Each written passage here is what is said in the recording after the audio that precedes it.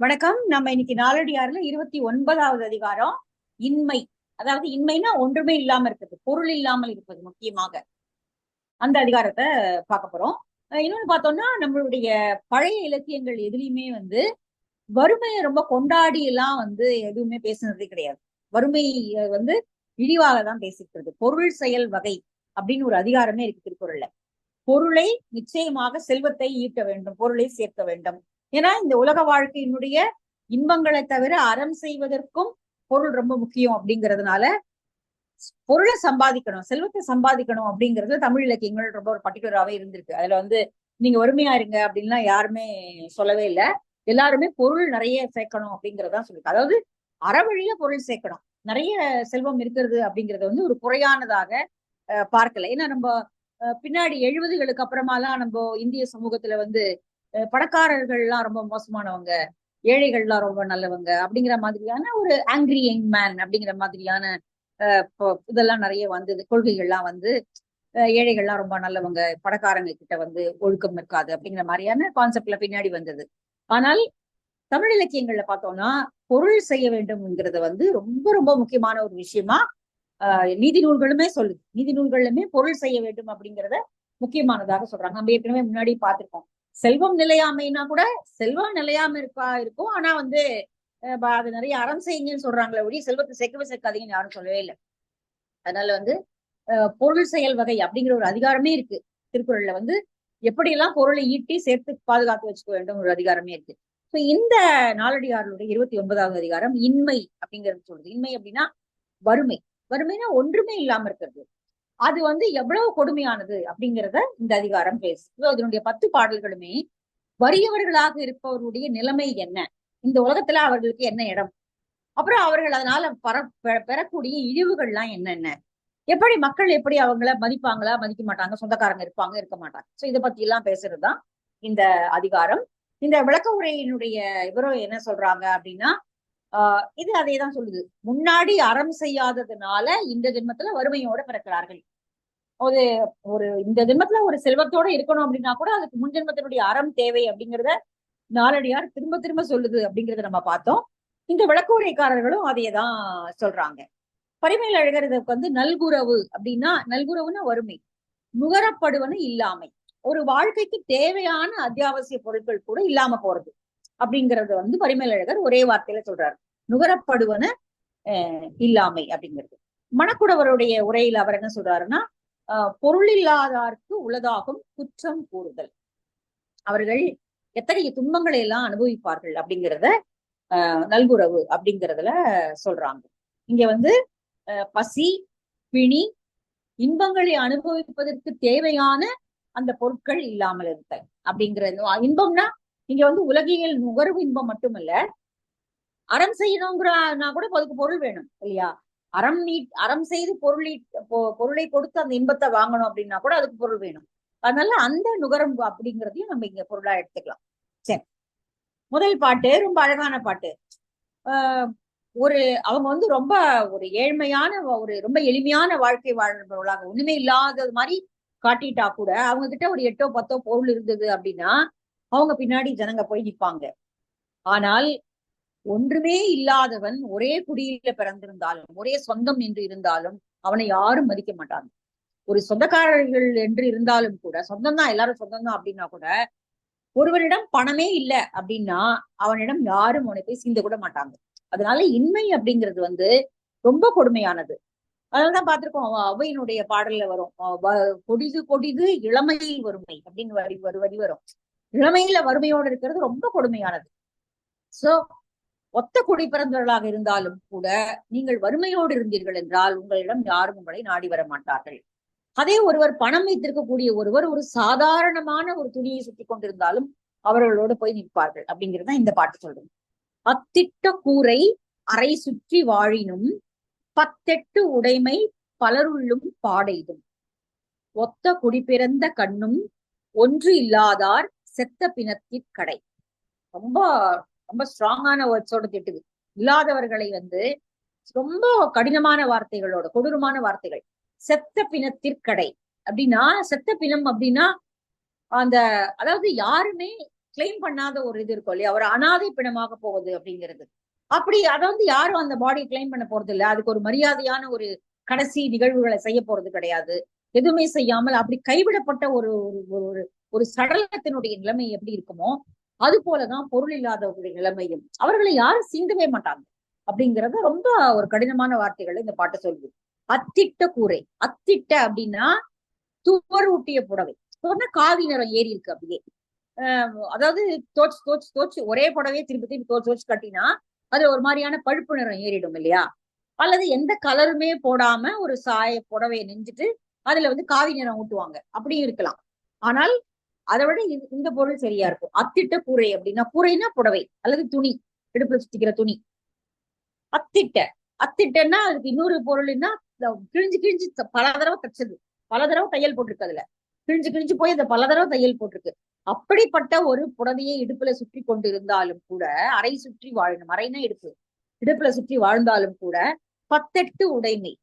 அவங்க கிட்ட ஒரு 10ஓ 8ஓ பொருள் இருக்கு அப்படின்னா பலருள்ளும் பாடையிடும். அவர்கள் பலரும் நடுவிலும் பேசப்படுவார்கள், அல்லது பலருக்கு நடுவில் அவர்கள் முக்கியமானவர்களாக கருதப்படுவார்கள்.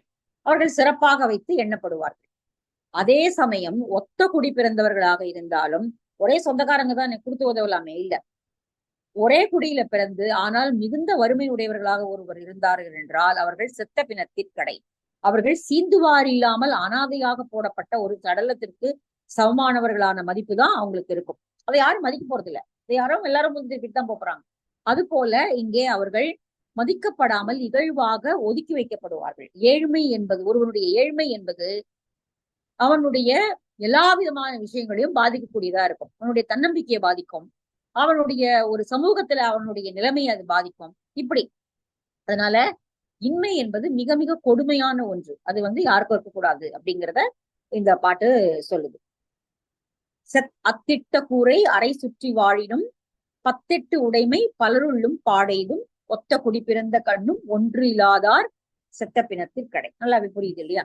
அவர்கள் ஒரு அனாதை சடலத்திற்கு ஒப்பானவர்களாக மதிக்கப்படுவார்கள். இது நிகழ்ச்சி உடையவர்களாக இருப்பார்கள், அவ்வளவுதான்.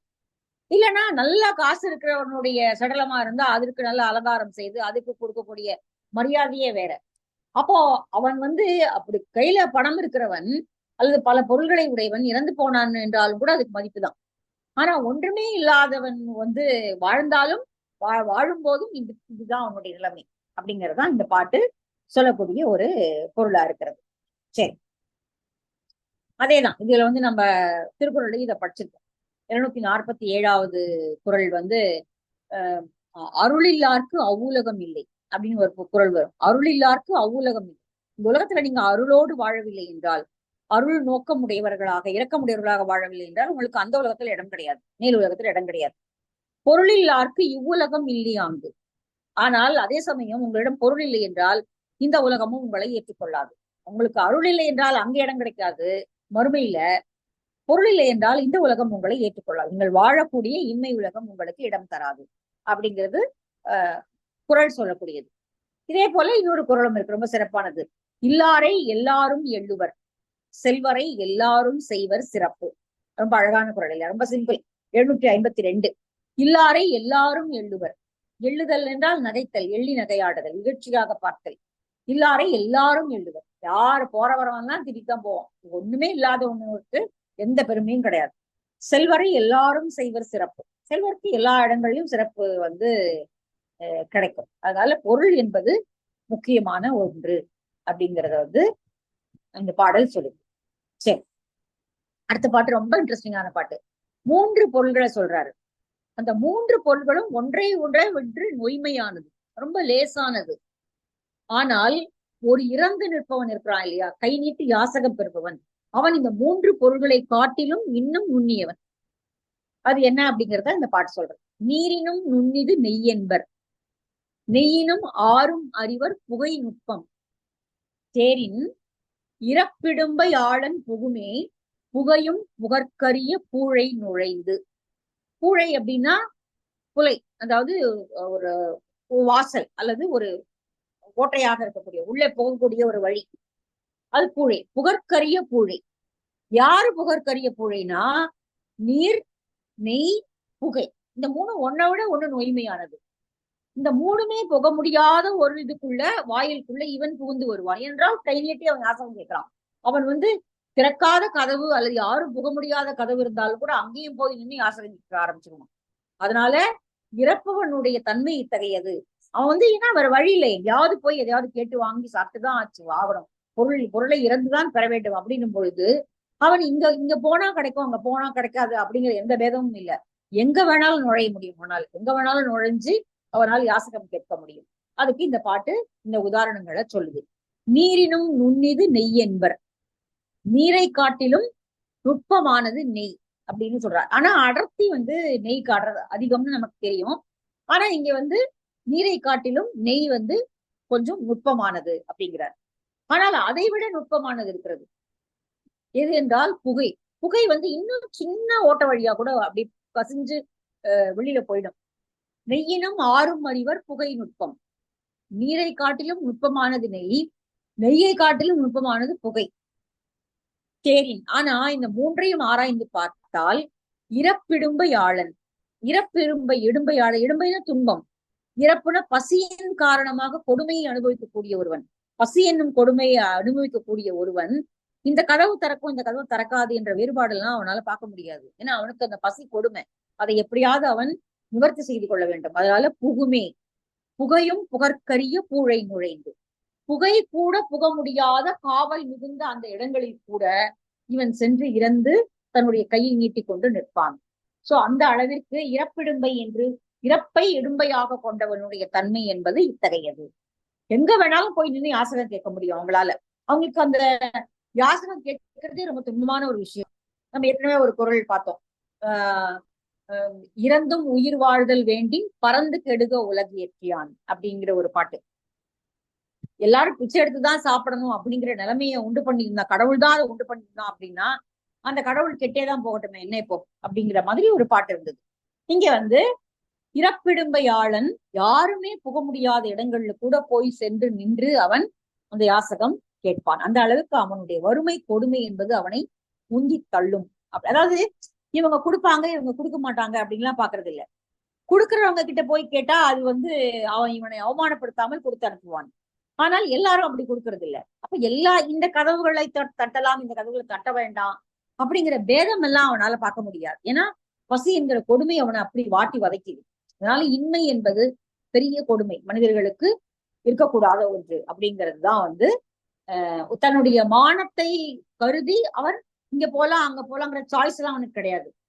எங்க வேணாலும் போய் கதை தட்ட வேண்டியதுதான். சோ அதுதான் இந்த பாடல் சொல்ல வரக்கூடிய பொருள். ரொம்ப அழகான பாட்டு.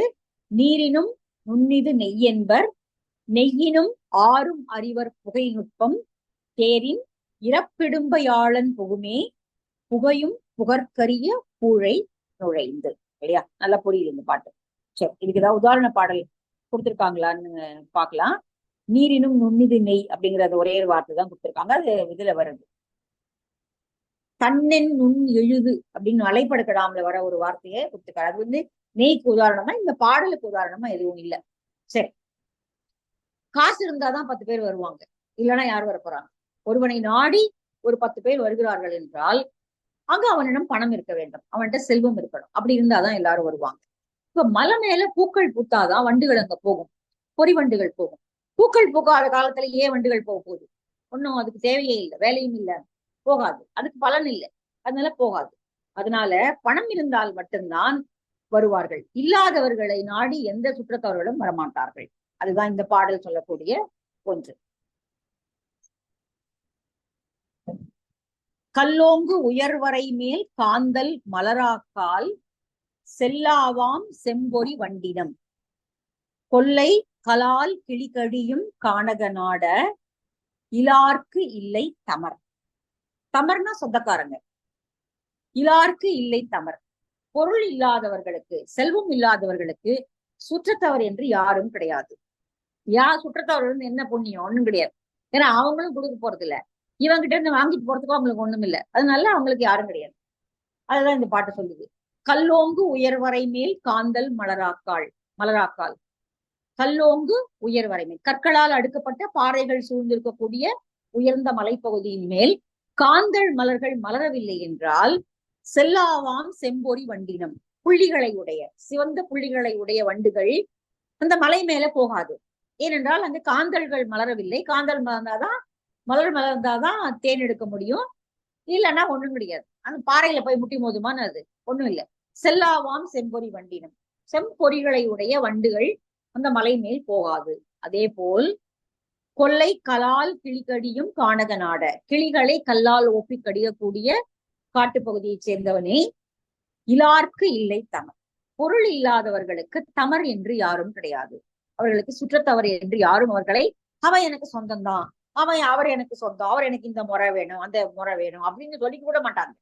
ஏன்னா அவன் ஏற்கனவே ரொம்ப நொந்து போயிருப்பான். இதுல அவனை தன்னோட சொந்தம் என்று சொல்லிக்கொண்டு இவர்களுக்கும் அது இழுக்கு தேடி தரும் என்பதனால யாரும் ஒரு ஒன்றுமே இல்லாதவனை இவன் என் சுற்றத்தவர் என்று சொல்லிக் கொள்வது கிடையாது. ரொம்ப எக்ஸ்ட்ராடினரி இதுல வேணா யாராவது சொல்லலாமா இருக்கும். ஆனால் அப்படி சொல்வது உலக வழக்கமும் இல்லை.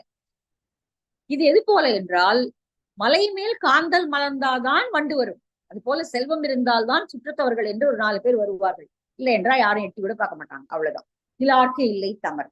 சோ இன்மை என்பது வெறும் பொருள் நுகர்வதற்கான பொருள் இல்லாமல் போவது மட்டுமல்ல, ஒரு சமூகத்துல உங்க இடம் எது அப்படிங்கிறத வரையறுப்பதற்கான ஒரு தகுதியும் அந்த பொருளுக்கு தான் உண்டு. அல்லது சுற்றத்தவர்களுக்கு இடையே நீங்கள் என்னவாக மதிக்கப்படுகிறீர்கள் அப்படிங்கிறதுக்குமான ஒரு ஒரு அளவுகோலையும் அதுதான் கொடுக்கும். சோ ஒரு பணம் அப்படிங்கிறது செல்வம் அப்படிங்கிறது இல்ல பொருள் இருத்தல் அப்படிங்கிறது வெறும் ஒற்றைப்படையில பார்க்க வேண்டியது அல்ல. அதுக்கு நிறைய கானோடேஷன்ஸ் உண்டு. அதனால இவ்வளவையும் பொருள் தான் கொண்டு வருது. அதனால பொருள் என்பது ரொம்ப முக்கியம். இன்மை என்பது மிக மிக மோசமான ஒன்று அப்படிங்கிறதுதான் இந்த பாடல்கள் நமக்கு சொல்லுகின்றன. இதுக்கு ஏதாவது உதாரண பாட்டு இருக்கா பார்க்கலாம். இதே மாதிரியான ஒரு பாட்டு நம்ம அடுத்து பின்னாடி வருது, 290வது பாட்டுலயும் வருது. அதுக்கப்புறமா நம்ம பார்ப்போம். அறம் சாரா நல்குறவு ஈன்றதா யானும் பிறன் போல் நோக்கப்படும். இது குறள்ல வர்றது. நல்குறவு இருந்தது என்றால், வறுமை இருந்தது என்றால் அவனுடைய சொந்தக்காரங்க கூட வேற யாரோ மாதிரிதான் பார்ப்பாங்க. அதுவும் நமக்கு அறிமுகமே இல்லாத ஒரு ஆள் போல அவனை பார்ப்பார்கள். இது நல்வழியில ரொம்ப அருமையான பாட்டு ஒண்ணு இருக்கு. இது அடிக்கடி நிறைய கொட்டேஷன்ஸா பயன்படுத்தப்படக்கூடிய ஒரு பாடல் தான். இல்லானை இல்லாளும் வேண்டாள், மற்ற ஈன்றெடுத்த தாய் வேண்டாள், செல்லாதவன் வாயிற் சொல். கையில பொருள் இல்லை என்றால் அவனை மனைவி மதிக்க மாட்டாள். ஏன் மனைவிக்கு ஏன் போறீங்க? பெற்ற தாயும் மதிக்க மாட்டாள். ஒரு கட்டத்துக்கு மேல பெற்ற தாய் கூட அவன் கையில காசு இல்லைன்னா மதிக்க மாட்டான். செல்லாது அவன் வாயிற் சொல். அவன் வாயிலிருந்து வரக்கூடிய சொற்களால எந்த மதிப்பும் கிடையாது. அவன் கையில காசு இருந்தா மட்டும்தான் அவனுக்கு மதிப்பு, இல்லைன்னா ஒண்ணுமே கிடையாது. யாரும் அவனை அவனுடைய வீட்டிலேயே அவனுடைய தாயும் மதிக்க மாட்டாள், அவனுடைய மனைவியும் மதிக்க மாட்டாள். அதனால முக்கியமாக இன்மை என்பது மிக கொடுமையான ஒன்று அப்படிங்கிறது இந்த பாட்டுடைய இது. பழமொழியில இதுக்கு ஒரு அழகான வரி இருக்கு. கெட்டார்க்கு உற்றார் கிளையிலும் இல்லை. கெட்டார்னா வறுமையினால கெட்டு போனவங்களுக்கு உற்றவர்கள் கிளையிலும், அவர்களுடைய சொந்தக்காரங்களே யாரும் கிடையாது. அவர்களுடைய சொந்தத்திலேயே கூட யாரும் ஏழ்மையுடையவர்களை தங்களுடைய சொந்தம் என்று சொல்லி மகிழ்வதில்லை, அவர்களோடு பேர் சேர்வதும் இல்லை. சோ அதுதான் உலகத்தினுடைய இயல்பு அப்படிங்கிறார். சரி, அடுத்த பாட்டு. இதுதான் உலகத்தினுடைய இயல்பு. ஒரு ஒரு உடல் விழுந்த போது பல காக்கைகள் எப்படி கொத்தி தின்ன வருமோ, அது போல உங்ககிட்ட பணம் இருந்தா அதை கொத்தி தின்பதற்காக பலரும் கூடி வருவார்கள். அப்படியே ஓடி முச்சுப்பாங்க அப்படியே பணம் இருக்கும்போது. அதே சமயம் ஒண்ணுமே இல்லாம அப்படியே வறுமையில இருக்கும் பொழுது, என்னாச்சு உங்களுக்கு ஏதாவது உதவி தேவையா, என்ன ஏன் இப்படி இருக்கீங்க என்று கேட்பதற்கு ஒருத்தர் வரமாட்டாங்க. அதுதான் உலகத்து இயல்பு. சோ அவர்களை வரவிடாமல் அவர்களை வழைப்பதும் பணம், வரவிடாமல் தடுப்பதும் பணம் தான். பணமின்மை என்பது, பணம் உள்ளது அவர்களை வரவழைக்கிறது, பணமின்மை அவர்களை வராமல் தடுக்கிறது. அவ்வளவுதான். இந்த பாட்டை அதுதான் சொல்லுது. உண்டாய பொழுதின் உடைந்துடி காகம் போல் தொண்டாயிரவர் தொகுபவே, தொண்டு ஆயிரவர் தொகுபவே, வண்டாய் திரிதரும் காலத்து தீதிரோ என்பார் ஒருவரும் இவ்வுலகத்து இல்லை. வண்டாய் திரிதரும் காலத்து, வண்டு போல. வண்டு எப்படி பல பூக்களில் சென்று தேனை எடுத்து வருகிறதோ, கொஞ்சம் கொஞ்சமா எடுத்துட்டு வருதோ, அது போல எல்லாரிடமும் இறந்து சென்று வாழக்கூடிய வாழ்க்கை என்று ஒருவனுக்கு வருமானால், ஒரு காலத்துல வருமானால், வண்டாய் திரிதரும் காலத்து, வண்டு போல எல்லா பூக்களிலும் தேன் கிடைச்சிடாது இல்லையா? வண்டு எல்லா பூக்கும் போகும் அப்படின்னா கூட எல்லா பூவிலும் தேன் கிடைச்சிடாது, கொஞ்சம் தான் கிடைக்கும். அதுவும் அது கொஞ்சம் கொஞ்சமா தான் எடுத்து தேனடையாக்குகிறது. அப்போ கொஞ்சம் கொஞ்சமா அப்படி போய் போய் நின்னு இறந்து நின்று வண்டு போல திரி தரக்கூடிய காலத்துல தீதிலரோ நல்லா இருக்கீங்களா, ஒரு கஷ்டமும் இல்லையே உங்களுக்கு, நல்லா இருக்கீங்க தானே, ஒண்ணும் பிரச்சனை இருக்கா, ஏதாவது பிரச்சனை இருக்கா, ஏதாவது உதவி வேணுமா என்று கேட்பவர்கள் தீதிலிரோ என்று ஒருவரும் இவ்வுலகத்தில் அப்படி கேட்கிறவங்க ஒருத்தர் கூட இந்த உலகத்துல கிடையாது. யாரும் கேட்க மாட்டாங்க. ஆனால் அதே சமயம் உண்டாய பொழுதின் உங்களிடம் பணம் இருந்தது என்றால் உடைந்துழி காகம் போல் ஒரு ஒரு செத்த பிணம் ஒண்ணு விழுகிறது, அல்லது ஒரு ஏதோ ஒண்ணு ஒரு செத்த ஒன்று ரோட்ல விழுந்தது அப்படின்னா, சாலையில விழுந்துன்னா எப்படி உடனே காகம் அப்படியே கூடி கரைஞ்சு வந்து அதை வந்து பிச்சுக்க பாக்குதோ, அது போல தொண்டு ஆயிரவர் தொகுபவே உங்களோடு வந்து அதை பகிர்ந்து கொள்வதற்கு, அதை தாங்களும் சமமாக அனுபவிப்பதற்கு 1000 பேர் கூடி வருவார்கள். அப்படியே எப்படி ஒரு ஒரு சாலையில விழுந்த ஒரு உயிரற்ற பொருளை கவர்வதற்கு காக்கைகள் எப்படி கூட்டமாக வருகிறதோ, காக்கை கூட்டம் போல வருவார்கள்.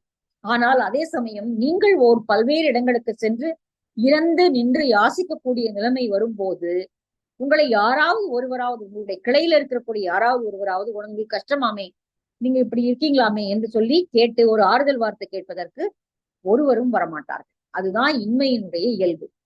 இந்த வறுமை வந்த போது உங்களை யாரும் அண்டி வரமாட்டார்கள். துன்பம் இல்லாமல் இருக்கிறீர்களா என்று கேட்பதற்கு கூட யாரும் வரமாட்டார்கள். அப்படிங்கிறது தான் இந்த பாடல் சொல்லக்கூடிய பொருள். இதே மாதிரி ஒரு பாட்டு நம்ம நாலடியார்ல முன்னாடி பார்த்தோம், 113வது பாட்டு. காலாடு பொழுதில் கழி கிளைஞர் வானத்து மேலாடு மீனில் பலராவர் ஏலா இடரொருவர் ஏற்ற கால் ஈர்குன்ற நாட தொடர்புடையேம் என்பார் சிலர். காலாடு பொழுது நல்லா கால்களால் அங்க எங்கேயுமா திரி தரக்கூடிய காலத்துல இவர் எனக்கு சொந்தமாச்ச, அவர் எனக்கு நல்லா தெரியுமே, அவர் எங்களுக்கு சொந்தம் தான் அப்படி சொல்லி எல்லாரும் மகிழ்ந்து தங்களை சுற்றம் என்று சொல்லிக் கொள்வார்கள். ஆனால் மேலாடு மீனில் பலர் போல பலரும் வருவார்கள். ஆனால் இடர் என்ற ஒன்று வந்தால் அவரோடு தொடர்பே இல்லை என்று சொல்லிக் கொள்வதுதான் மகிழ்வார்களை ஒழிய தங்களுடைய சுற்றத்தை காட்டிக் கொள்ள மாட்டார்கள். அப்படி ஏற்கனவே ஒரு பாட்டு படிச்சோம், அந்த பாட்டினுடைய ஒரு தொடர்ச்சி தான் இன்மை என்ற அதிகாரத்துல இந்த மாதிரியான ஒரு பாட்டு. நல்வழியில ஒரு பாட்டு இருக்கு இதே மாதிரி.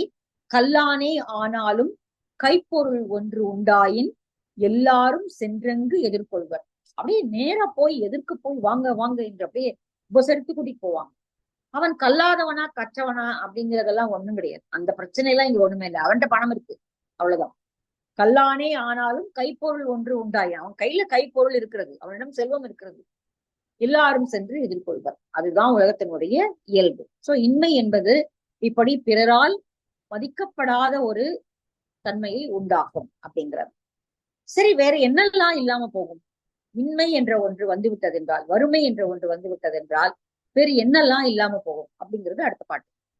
பிறந்த குலம் மாயும், பேராண்மை மாயும், சிறந்த தம் கல்வியும் மாயும், கரங்கருவி கல்மேல் கழுவும் கணமலை நன்னாட இன்மை தழுவப்பட்டார்க்கு. இன்மை தழுவுகிறது வந்து, இன்மை வந்து அப்படியே கட்டிக்குதான், தழுவப்பட்டார்க்கு. வறுமை அவனை அப்படியே புல்லுகிறது, அவனை அப்படியே அணைச்சிட்டு இருக்கு.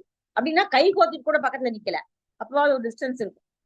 தழுவப்பட்டார், எவ்வளவு அழகா இருக்குல்ல இந்த வார்த்தை. இன்மை தழுவப்பட்டார், இன்மை அவனை அப்படியே போர்த்தி இருக்கிறது, தழுவி இருக்கிறது, பனி போர்த்தது போல. வறுமையால் சூழப்பட்டவர்களுக்கு அப்போ என்னெல்லாம் போகும் அவங்க கிட்ட இருந்து அப்படின்னா, பிறந்த குலம் மாயும். அவர்கள் எந்த குலத்தில் பிறந்தார்களோ அந்த குலத்தினுடைய இயல்பு என்பதிலிருந்து அவர்கள் அந்த சிறப்பெல்லாம் அப்ப ஒண்ணுமே வராது. அந்த பிறந்த குலத்தினுடைய சிறப்பு கூட யாருக்கு பேசப்படும்னா நல்ல பொருள் இருப்பவனுக்கு தான் பேசப்படும். பிறந்த குலம் மாயும், பேராண்மை மாயும். அவன் பேராண்மையாக வைத்திருக்கக்கூடிய அவனுடைய சிறப்புகள் எல்லாம் மாண்டு போகும். வறுமை சிறந்த தம் கல்வியும் மாயும். அவன் எவ்வளவு படிச்சிருந்தாதான் என்ன, வறுமை என்ற ஒன்று வந்து விட்டது என்றால் ஒண்ணுமே செய்ய முடியாது, மாயும். கரங்கருவி கல்மேல் கழுவும் கணமலை நன்னாடு, அது வந்து வெளி கல் அருவி மேல அருவி விழுந்து ஓசைப்படுத்தக்கூடிய நாட்டினை, மலை நாட்டை சேர்ந்தவனே. இன்மை தழுவப்பட்டார்க்கு இவையெல்லாம் இல்லாமல் போகும். அவனுடைய குலப்பெருமை இல்லாமல் போகும், அவனுடைய பேராண்மை என்பது மாயும். ஏனென்றால் வறுமை என்பது அவனை அந்த நிலைமைக்கு, கீழான நிலைக்கு தள்ளிவிடும். நான் எவ்வளவு நாளைக்கு அந்த பசியை பொறுத்துட்டு ஒண்ணுமே இல்லாம வாழ்ந்துட முடியும், எங்கேயாவது போய் நின்று சென்று இறந்துதான் ஆக வேண்டும்ங்கிற நிலைமை வந்ததுன்னா இந்த பேராண்மை குலைந்துதான் போகும். சிறந்த தன் கல்வியும் மாயும். எவ்வளவு கல்வி இருந்திருந்தாலும் அதனால ஒன்னும் பயன் இல்லாமல் போகக்கூடிய தன்மை வந்துவிடும். அதனால வறுமை என்பது மிக மிக கொடுமையானது. அது எல்லாவற்றையும் மாய்த்து விடக்கூடிய தன்மை அதற்கு உண்டு. அதனால இன்மை என்பது மக்களுக்கு இருக்கவே கூடாத ஒன்று அப்படிங்கிறத இந்த பாடல் சொல்லுது. நம்ம இன்னொரு பாட்டு, இதுக்கு உதாரணமான ஒரு பாட்டு, நல்வழியில ஒரு பாட்டு இருக்கு, நம்ம அடிக்கடி கேள்விப்பட்ட ஒரு பாட்டு தான். பசி வந்துட பத்தும் பறந்து போகும் அப்படின்னு சொல்லுவாங்க. அந்த பத்து என்ன அப்படிங்கிறது நல்வழியில இந்த பாட்டு தான் சொல்லுது. மானம், குலம், கல்வி, வன்மை, அறிவுடைமை, தானம், தவம், முயற்சி, தாளாண்மை, தேனில் கசிவந்த சொல்லியர் மேல் காமுறுதல், பத்தும் பசி வந்திட பறந்து போ. பசி என்கிற ஒரு இன்மை வந்து விட்டது என்றால் அது இது எல்லாவற்றையும் மாய்த்து விடும். இங்க பசி அப்படிங்கிறது நல்லா சாப்பிடுறதுக்கு இருந்து காலையில இருந்தா பசிக்கிற அந்த தன்மை இல்ல. பசி நித்தமும் கூடவே இருக்கக்கூடிய இருக்கு இல்லையா, இன்மையின் காரணமாக வரக்கூடிய பசி. நேற்றுக்கு ஏதோ ஒரு பழமொழி படிச்சேன் எங்கேயோ, ஆஹ் தரித்திரனுக்கு வயிறு பெருசு அப்படின்னு ஒரு ஒரு பழமொழியோ சொல்லப்பட ஏதோ ஒண்ணு சொல்லியிருக்காங்க. தரித்திரனுக்கு வயிறு பெருசு. அதாவது நீங்க ஒண்ணுமே இல்லாம இருக்கும் பொழுது உங்களுக்கு பசி நிறைய இருக்கும், நிறைய இன்னும் யாராவது கொடுக்க மாட்டாங்களா அப்படிங்கிற மாதிரியான ஒரு தன்மை. அதே வீட்டுல நிறைய பொருள் இருக்கும் போது சாப்பிடவே தோணாது. அதுதான் இயல்பு, மக்கள் இயல்பு அதுதான். இப்போ தரித்திரனுக்கு வயிறு பெருசு அப்படின்னு ஒரு பழமொழி ஏதோ ஒரு இதுல அது படிக்கும்போது வந்தது, நல்லாதான் இருந்தது, கரெக்ட் தான் அது. இல்லாத இப்போ நமக்கே கூட வந்து நம்ம வீட்டுல அவ்வளவு சாப்பாடு இருக்கும், நம்ம ஒண்ணும் பேசாம சட்டையை பண்ணாம கூட இருக்கும். யார் வீட்டுக்காவது போய் நம்ம எடுத்து போட்டு சாப்பிட முடியாதுங்கிற உரிமை இல்லாத வீட்டுக்கு போகும்போது நமக்கு அப்படி பசிக்கும். இதெல்லாம் ஒரு மனித இயல்புகள்ல ஒண்ணு இதெல்லாம். சோ இங்க வந்து இன்மை என்பது இது எல்லாவற்றையும் இல்லாமல் போக்கிவிடும். இதுக்கு மணிமேகலையில இருந்து இன்னொரு அழகான உதாரணம் சொல்லியிருக்காரு, அதை பார்த்துட்டு நம்ம இந்த பகுதியை முடிச்சுப்போம். குடிப்பிறப்பு அழிக்கும், விழுப்பம் கொல்லும், பிடித்த கல்வி பெரும்புனை விடுவும், நாடு அணி களையும், மான் எழில் சிதைக்கும், பூன்முலை மாதரோடு புறங்கடை நிகழ்த்தும், பசிப்பினி என்னும் பாவி. இது மணிமேகலையில வருவது ரொம்ப அழகான ஒரு பாட்டு. பசி என்கிற பிணி வந்தால் இது எல்லாவற்றையும் அது போக்கிவிடும் அப்படிங்கிறது. இதோட நம்ம இந்த இன்மையினுடைய இந்த 5 பாடல்களோட நிக்கட்டும். மீதி பாதியை அடுத்த பகுதியில பார்க்கலாம்.